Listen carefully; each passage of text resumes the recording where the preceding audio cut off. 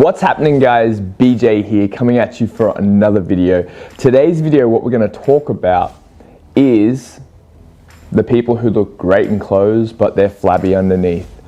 Have you ever been to a beach or trying on an outfit at a clothes store and just feeling like, well, the clothes, I look great, I look fit, but then as soon as you take your shirt off, or you go to a holiday, or you're at the gym in a stringer, all of a sudden you've got this big belly popping out and you're like, damn, why am I like this? Well, today's video, what I'm going to do is I'm going to outline a simple 4-step strategy to leaving skinny fat in the past. And they're often like, BJ, do I bulk? Do I cut? Do I stay in maintenance? How do I escape the burden of the skinny fat? Well, my bro, stick around because I'm going to outline, like I said, 4 things that are going to help you remove that skinny fat layer from those abdomens, from those moobs, from the core of your being. Let's go.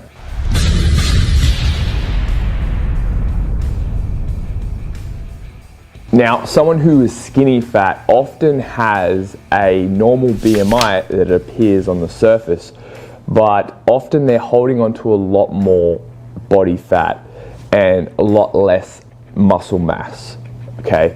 So whilst being in the normal BMI category, it's often very misleading because body composition doesn't actually equate to body mass index. So often having like that muffin top, having those weak limbs, having the belly, like the pot belly, the beer belly, the gut, often you're very quick to put on fat and you struggle to put on muscle. You think that you have a slow metabolism, but the truth is, during this COVID-19 pandemic that we've been going through, we've been sitting at home, sedentary, and not moving enough. But also we've been maintaining the same calories that we've been eating, if not more, due to snacking or emotional eating. So my first tip for you, brother, is to stop thinking that cardio and cutting your calories is the answer for your skinny fat.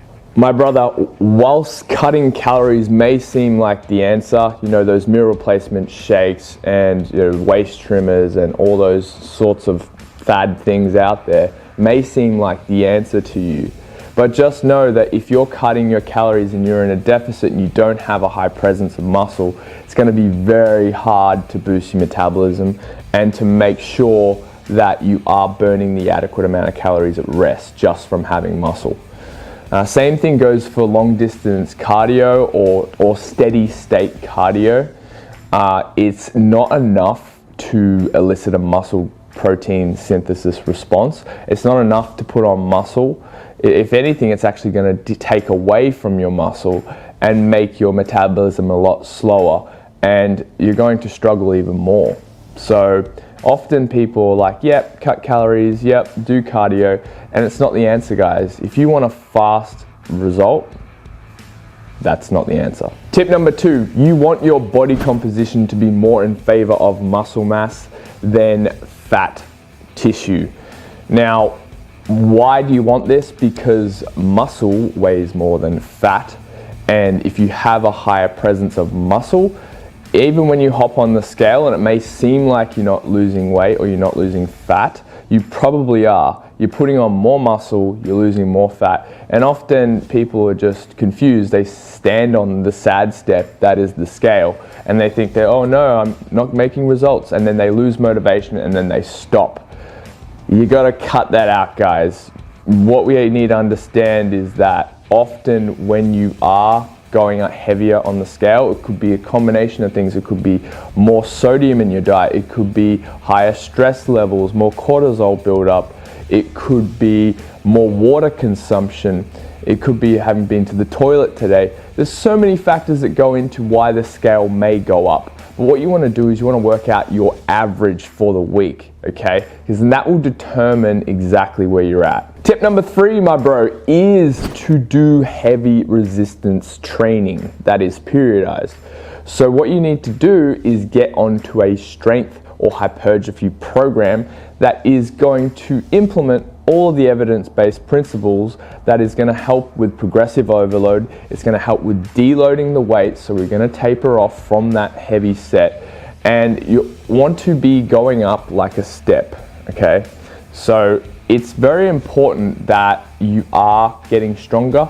It's very important that you are practicing adequate recovery. It's very important that you are getting the adequate amount of nutrition to support the muscle building process that you're going through, so you make sure you get enough protein. And just keeping your stress levels low as well is really important for helping things like sleep, making sure that you don't emotionally eat or snack late at night. Just all these things, they all come into play. But just know that it is important that you do, get your sunlight, you drink enough water, you keep your stress levels low, you get some nookie, right? You get some of that. And everything comes full circle, okay? It may not seem like you'll get a lot of results, say in 3, 6, 12 months, but you'd be surprised the rapid transformation that myself and even my clients who have worked with me get from implementing a consistent, structured, evidence-based program that helps them transform their life. Tip number 4, my bro, is to find your maintenance. That's right. So we have a calorie surplus, a maintenance, and then a deficit. What you want to do is you want to find that maintenance, okay? So there's a calculator that I can link in the description below that will help you identify that maintenance, right? Once you've got that maintenance, you can start to play. You can, swap it around. You can mix and match. If you are ambitious and you want to strive towards the moon, finding your maintenance is then you're going to be able to reverse engineer that. Okay, so what I mean by that is once you're at maintenance, you can then be, 5, 10, 15, 20% in a surplus from that maintenance, right? And as you get bigger with your weight, you're going to have to adjust that because your maintenance will change over time based on how heavy or how light you are, okay? So it's a never-ending process that once you nail it, you can then expand your set point of body weight, and that is how you get the keys to the kingdom, guys. That is how you get bigger. That is how you get stronger. That is how you become a sexy mofo, that you are superhuman and everyone is envious of you. You want to stick to about 1 gram of protein per pound of body weight. So you want to be getting, say I'm a 75, 80 kilo guy.